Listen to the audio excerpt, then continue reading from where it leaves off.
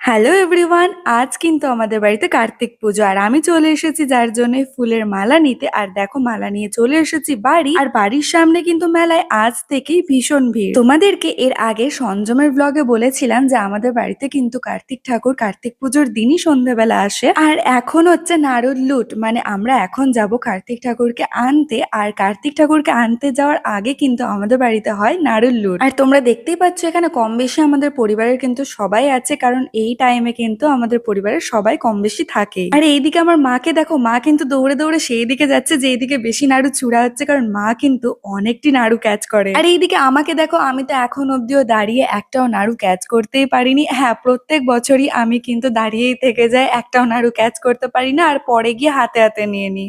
আমি পাইনি, আমাকে দাও। পাইবি হবে না। তো প্রত্যেক বছরের মতো কিন্তু আমি এই বছরও হাতে হাতেই নিতে গেছিলাম, বাট সবাই বলছিল এ হবে না হবে না, আর সেই জন্য ঠাম্মা একটু দূর থেকে ছুড়ে দিল আর আমি ক্যাচ করলাম।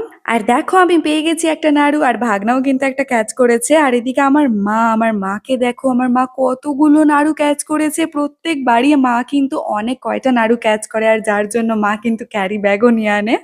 তবে মানতে হবে সব থেকে বেশি বেশি নাড়ু কিন্তু নেয় মা আর কাকিমারাই, ওরা কিন্তু কেড়ে কুড়ে হলেও নিয়ে নেয় সবার কাছ থেকে। যাই হোক, লুট কিন্তু কমপ্লিট, আর এখন আমরা সবাই যাব ঠাকুর আনতে। আর এখন কিন্তু দেখতেই পাচ্ছ চালির বাকি সব ঠাকুর কিন্তু সাজানো হয়ে গেছে। তো গাইজ, এখন আমরা দেখতেই পাচ্ছ চলে এসেছি কিন্তু কার্তিক ঠাকুর নিতে। আর দেখো পেছনে ট্রাক দাঁড়িয়ে আছে, আর এখন যাব ঠাকুর নিতে। তো চলো দেখাচ্ছি তোমাদেরকে।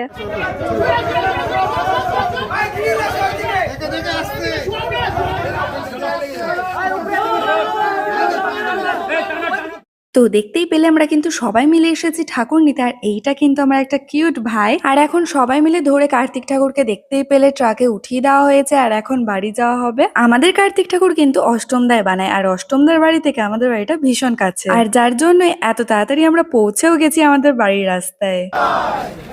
যেহেতু আমাদের বাড়ির সামনের পুরো রাস্তাটাতেই মেলা বসে যায়, যার জন্য ট্রাক নিয়ে ঠাকুর নিয়ে যেতে একটু প্রবলেম হয়। আর ফাইনালি 1 বছর পর কার্তিক ঠাকুর পৌঁছে গেছে আমাদের বাড়ির দরজায়। আর এখন কার্তিক ঠাকুরকে আমাদের গেট দিয়ে ভেতরে নিয়ে আনা হচ্ছে, থানে বসানো হবে চালির ওপর। আর পুরো 1 বছর অপেক্ষার পর কার্তিক ঠাকুর আমাদের বাড়িতে আজকের দিনে প্রবেশ করলো। আর শুধুই মাত্র কার্তিক ঠাকুর প্রবেশ করলো না, সাথে আমাদের বাড়ির সকলের মনে এক আলাদাই শান্তি আনন্দ ফিরে এলো। তো দেখতেই পাচ্ছ চালিতে কিন্তু সকল দেবদেবীর মূর্তি সাজানো কমপ্লিট, আর এখন কিন্তু কার্তিক ঠাকুরকে সকল দেবদেবীর মাঝখানে, যেখানে কার্তিক ঠাকুরের বসার জায়গা, সেইখানে বসানো হচ্ছে। আর জাস্ট দেখো